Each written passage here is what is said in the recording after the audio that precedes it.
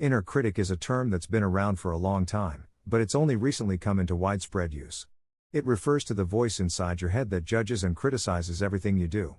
This voice can be brutal and unrelenting. It tells you that you're not good enough, smart enough, or attractive enough, and even when you succeed at things, it often just finds new ways to berate you. Thankfully, there are ways to silence this cruel inner voice and find peace within yourself. Don't fight it, feel it.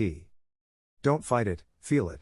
When the inner critic rears its ugly head, don't try to fix or change it, that will only make the voice louder.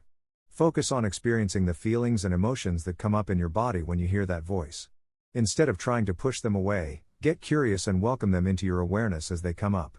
This helps shift the relationship from adversarial, "I need to get rid of these feelings," to one of acceptance, "This is what's happening right now." Nurture yourself in response to your pain. Self-care is a basic human right and essential to our survival. We need it to replenish our energy, replenish our bodies and minds, and to feel grounded in the world. When you are experiencing pain and self-doubt about your path in life, or anything for that matter, self-care is even more crucial because it can help you find your way back to balance. There will be times when you need to take a break from working on yourself or to let it go for an extended period of time. When this happens, make sure that you nurture yourself through self-care practices such as meditation, exercise, yoga, or going outside for fresh air and sunshine. Connect to the goodness within you. One way to counter the inner critic is by focusing on the good things about yourself. This doesn't mean ignoring all of your flaws and weaknesses, but it can help to focus more attention on your strengths and abilities. Ask yourself, what are my strengths? What do I do well? How can I use those skills in a situation where they might be helpful? One thing that helps me stay connected with my own goodness is writing down a list of things that are great about me or that I'm grateful for, like taking the time to work out or meditate, for example.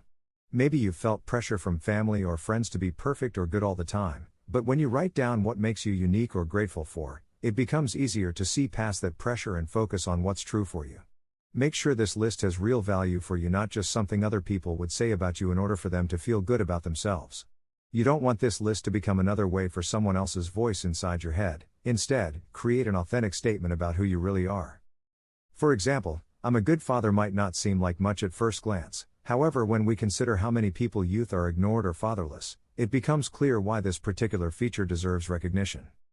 Give yourself a break by giving love and acceptance to someone else. When we feel a sense of self-worth, it's easier to give others the same respect. This means you can use your inner critic as a motivator to do something nice for someone else. You may want to do something like giving your friend a call or complimenting them on a job well done. Giving others love and acceptance is about doing things for yourself.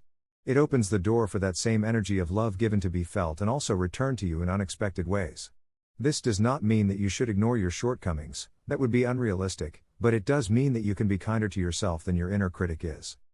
You can give others the gift of attention, affection, and love by helping them acknowledge what's going well for them, even if it is being able to smile at someone in the grocery store line or taking 5 minutes away from work before bedtime so they can spend some time with yourself before drifting off into dreamland. Talk back to the critical voice with compassion, not criticism. In order to change your relationship with the critical voice, you'll need to reframe this part of yourself as a caretaker who has been trying to protect you. This is not the only voice you have, and it's important to remember that. Your inner critic may be trying hard to keep you safe, but it can also hurt you in the process. Instead of attacking this part of yourself or shaming it into silence, try talking back with compassion instead. You might say something like, "I'm so sorry that things have been so hard for us lately. Things feel awful for us both." It's important to remember that we are all human, and we all suffer from the critical voice inside our heads sometimes. If you find yourself struggling with negative self-talk, try these tips. Take a break from your work, acknowledge that you are suffering and that everyone does at times, nurture yourself in response to the pain, connect with your goodness, and give yourself an extra dose of love and acceptance by giving love and acceptance to someone else. You deserve it.